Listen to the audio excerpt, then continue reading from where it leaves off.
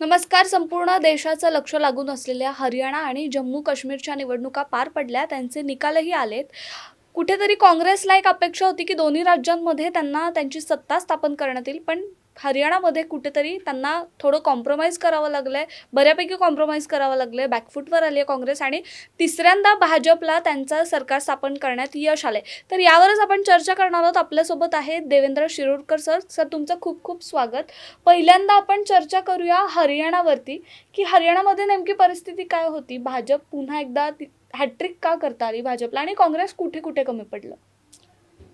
सुरुवातीला तर मुळामध्ये दोन्ही राज्यामध्ये काय होईल ह्याबद्दल तो म्हणतेस तसं खूपच उत्सुकता होती. कारण एकतर 370 अनुच्छेद 370चं उच्चाटन केल्यानंतर पहिल्यांदा तिथे विधानसभा निवडणुका होत आहेत. त्यामुळं आता तिथे काय होईल. भाजपने काही जे दावे केले होते तिथे आम्ही शांतता प्रस्थापित केली आहे, आम्ही लवकरच तिथं लोकशाहीची प्रक्रिया सुरू करणार आहोत. त्यामुळे तिथे एक उत्सुकता होते. आणि दुसरं असं की हरियाणा म्हणजे मुळामध्ये 2014 पासून सलग 10 वर्ष तिथं भाजपची सत्ता आहे. आणि गेल्या साधारणतः एक वर्ष दीड वर्षापासून जे काही प्रस्थापित विरोधी लाट होती, तिथले भाजप सरकारच्या विरोधामध्ये जे काही असंतोषाची भावना होती, शेतकरी आंदोलनं किंवा मग ते विनेश फोगाट, हे असे जे काही बरेचसे मुद्दे होते जे सरकारच्या विरोधामध्ये लोकांच्या मनामध्ये विरोधाची संतापाची भावना निर्माण झाली होती. त्यामुळे एक उत्सुकता होती. पण आता हे दोन्ही निवडणुकांचे निकाल जवळपास समोर आलेत. आणि सगळ्यात धक्कादायक गोष्ट अशी की जिथं काँग्रेसला आपली सत्ता येईल असं वाटलं होतं, त्या राज्यामध्ये भाजपला तिसऱ्यांदा पुन्हा एकदा सत्ता स्थापन करण्यामध्ये यश मिळालं. पण कुठले महत्त्वाचे फॅक्टर ठरले या यशामध्ये. जसं तुम्ही म्हणालात, पैलवानांचा एक मुद्दा आहे, सगळ्यात मोठा मानला गेलेला शेतकऱ्यांचा मुद्दा होता, जेणेकरून आपल्याला वाटत होतं की ही निवडणूक फिरेल आणि काँग्रेसच्या पारड्यात जाऊन पडेल यश. पण कुठेतरी भाजप निवडून आले. मग शेतकऱ्यांचं आंदोलन हे कितपत महत्त्वाचं होतं. पैलवानांचा जो प्रश्न होता तो. परत तिसरा मुद्दा असा की जाट समुदायाने फार महत्त्वाची भूमिका बजावली याच्यामध्ये. कुठेतरी काँग्रेसने जाट समुदायाला एकत्र केलं, पण भाजपने त्याला शह कशी दिली, या सगळ्या गोष्टी कशा होत्या. मुळात तू सांगतेस तसं तो एक मुद्दा नाही. मुळामध्ये सलग 10 वर्ष जो पक्ष सत्तेवर असतो तो सगळ्यांचं समाधान करण्यामध्ये अपयशी ठरत असतो. पण भाजप सरकारच्या विरोधामध्ये असा एक नाही, असे अनेक विरोधात एकानंतर एक दुसऱ्यानंतर तिसरा असे अनेक मुद्दे विरोधात गेले. पहिला मुद्दा तो असा होता की आपण बघितलं की मुळामध्ये शेतकऱ्यांमध्ये जे काही प्रचंड संतापाची लाट होती. आणि नंतरच्याही काळामध्ये म्हणजे जेव्हा दिल्लीचं आंदोलन झालं तेव्हापासून कर्नाल वगैरे ह्या परिसरामध्ये शेतकऱ्यांमध्ये मोदी सरकारच्या विरोधात किंवा केंद्र सरकारच्या विरोधात असंतोष होताच. दुसरं असं की मुख्यमंत्री खट्टर यांनी जी काही गेल्या 5-6 वर्षामध्ये किंवा 10 वर्षामध्ये जे काही कृषी विरोधी भूमिका घेतल्या, त्यामुळं तिथल्या शेतकरी समुदायामध्ये प्रचंड राग होता. त्यातही राग तो शेतकरी असलेला जो काही शेतकरी ज्यांचा व्यवसाय आहे असा एक जो जाट समुदाय आहे त्यामध्ये प्रचंड रागाची भावना होती. त्यात भर पडली ती विनेश फोगाटच्या आंदोलनामुळं की साधारणतः सरकारी यंत्रणा खेळाडूंसोबत ज्या पद्धतीचं गैरवर्तन करतात त्याला पाठीशी घालण्याचं काम केंद्र सरकार करतं आहे, भाजप सरकार करतं आहे. त्यामुळं त्याही असंतोषाची भर पुन्हा हरियाणामध्ये दिसून आली. आणि त्याच्यानंतर चौथा, पाचवा असे करत करत करत एक मुद्द्यांची भली मोठी यादी तयार झाली. आणि त्यामुळे लोकांना वाटायला लागले की नाही आता इथे हमखास काँग्रेस येणार. त्या दरम्यान भाजपने एक सावध खेळी अशी केली की जाट मतदान जर भाजपच्या विरोधात जात असेल तर त्यावर काहीतरी केलं पाहिजे. आणि त्यांनी पहिला निर्णय घेतला, मुख्यमंत्री बदलला. खट्टर यांच्या विरोधामध्ये खट्टर यांच्या निर्णयामुळे जी काही राज्यभरामध्ये संतापाची लाट होती, खट्टर यांना दूर केलं, लोकसभा लढवायला लावली आणि राज्याच्या राजकारणात जी काही नाराजी होती ती दूर करण्याचा पहिला प्रयत्न केला. मुख्यमंत्री बदलले. हरियाणा राज्यामध्ये आत्तापर्यंतच्या इतिहासामध्ये पहिला ओबीसी मुख्यमंत्री देण्याचं काम सैनीच्या रूपाने भाजपने केलं. त्यामुळं जाट वगळता बाकीचे जे काही छोटे छोटे जाती आहेत, 18 पगड जाती आहेत, जे वेगवेगळ्या व्यवसायाच्या निमित्ताने तिथं सक्रिय होत्या पण त्यांना पुरेसं राजकीय प्रतिनिधित्व कधी मिळालं नव्हतं, ते त्यांनी यावेळेस हेरलं आणि बाकीच्या सगळ्या समुदायांना एकत्रित करण्याचा प्रयत्न केला. ओबीसींच्या आरक्षणामध्ये त्यांनी काही मर्यादा पण वाढवण्याचा प्रयत्न केला. 25% काहीतरी नेलं त्यांनी, अ वर्ग ब वर्ग असं करून. त्यामुळे त्या समुदायाच्या जे काही राजकीय आकांक्षांना हात घातला. ते सगळे एकत्र आले आणि जाट व्हर्सेस बाकी सगळं असं चित्र पालटलं. आणि सैनी म्हणजे ज्यांना अगदी 6 महिन्यापूर्वी ज्यांना फक्त 6 महिने मिळाले मुख्यमंत्री पदाचे, तो जो काही असंतोष होता भाजपच्या विरोधात, तो कमी करण्याचा त्यांनी व्यवस्थित प्रयत्न केला. याच्या अपोजिटमध्ये काँग्रेसला जिथं सत्ता मिळणं अपेक्षित होतं, 2 दावेदार कुमारी सेलजा आणि हुड्डा ज्यांच्या हातामध्ये सगळे प्रचाराची यंत्रणा होती, त्या दोघांच्या एकमेकांचे अहंभाव कुरवाळणे किंवा एकमेकांवर कुरघोडी करणे, या सगळ्या भानगडीमध्ये काँग्रेस गाफील राहिली विजयाच्या, की भाजपच्या विरोधात एवढं वातावरण आहे म्हणजे आपल्याला नक्की यश मिळणार, यामध्ये ती गाफील राहिली. आणि त्या उलट भाजपनी ते जे काही सामाजिक अभिसरण केलं, त्या सामाजिक अभिसरणाचा परिणाम त्यांना ते दिसून आला. हातातलं राज्य काँग्रेसनी घालवलं. तर आणखी एक गोष्ट इथे महत्त्वाची आहे की काँग्रेसला या राज्यात भाजपपेक्षा जास्त मतं पडली आहेत, मात्र सत्ता मिळाली नाही. तर या सगळ्यामध्ये एक आपण असं म्हणू शकतो अपक्ष उमेदवार जे होते ते त्यांनी पूर्ण काँग्रेसचं मतदान खाल्लं. आणि नाही, आता हे कसं असतं, एक बेसिक आपल्याकडे साधारणतः नाहीतरी आपल्याकडे बहुमताचं लोकशाही ज्याला आपण म्हणतो तसं बहुमताचं कधीच नसतं. जो 100पैकी 50 मतं घेतलेलाही 100 जणांचाच प्रतिनिधी असतो, तसा तो प्रकार आहे. आणि जिथं बरेचसे असे मतदारसंघ आहे की जिथं जाट बहुल असा मतदारसंघ होता, त्यांनी जाट सोडून बाकीचे सगळे एकत्र केले.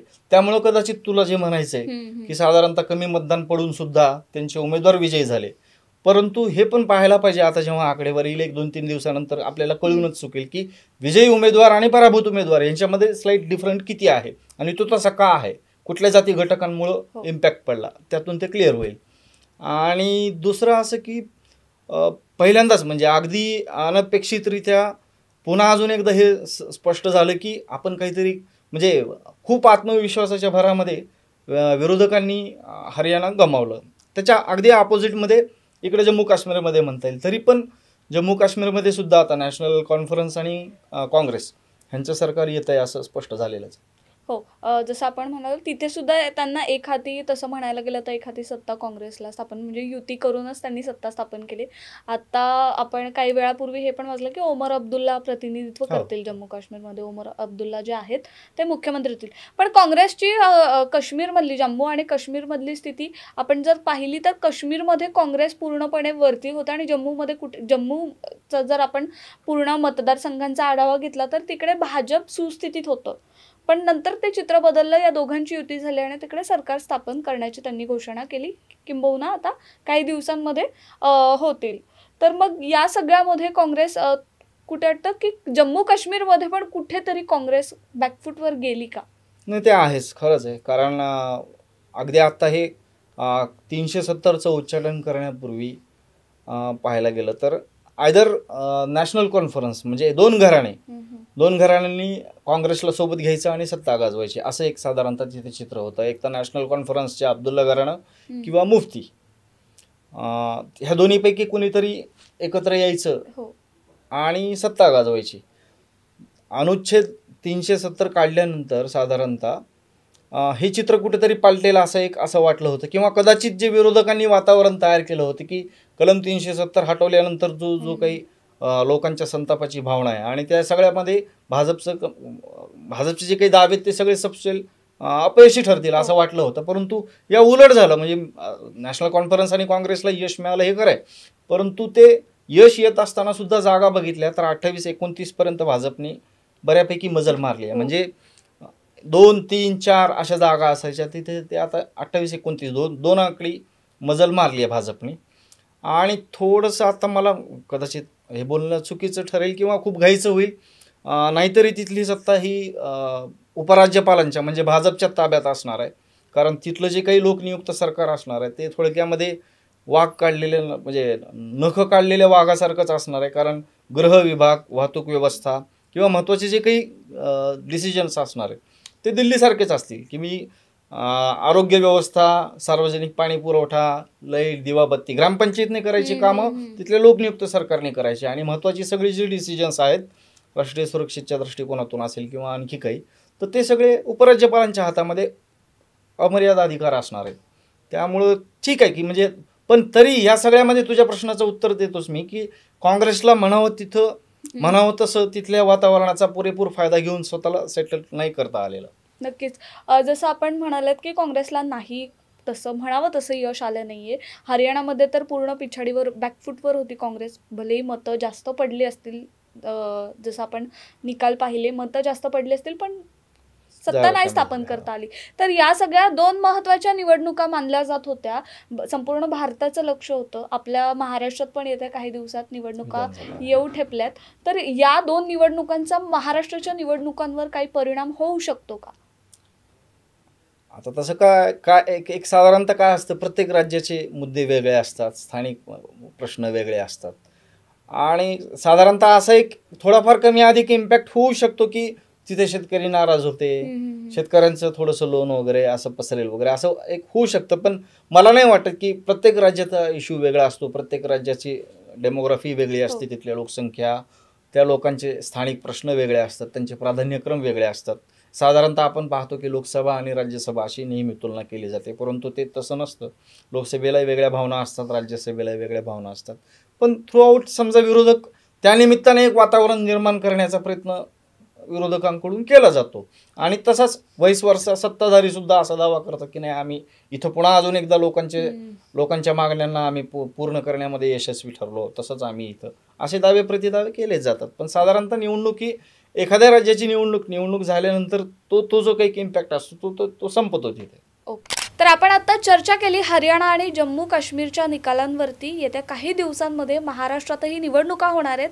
या जम्मू काश्मीर आणि हरियाणाच्या निकालाचा महाराष्ट्राच्या निवडणुकांवरती परिणाम होईल का, याविषयी तुम्हाला काय वाटतं आम्हाला कमेंट करून नक्की सांगा आणि पाहत राहा सिविक मिरर.